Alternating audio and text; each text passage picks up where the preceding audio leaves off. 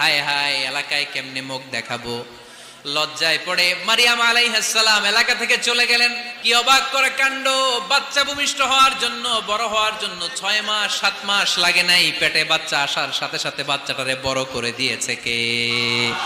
মারিয়াম আলাইহিস সালাম এবার বসে পড়লেন, বুঝতে আরম্ভ করলেন প্রেগন্যান্সির পেইন উঠেছে। হঠাৎ করে পেট থেকে বাচ্চা ভূমিষ্ঠ হয়ে যাওয়ার পরে উনি কাঁপতে আরম্ভ করলেন। ক্ষুধার চোটে খাবার কিছু নাই, সামনে ঝর্ণা, উপরে একটা খেজুর গাছ।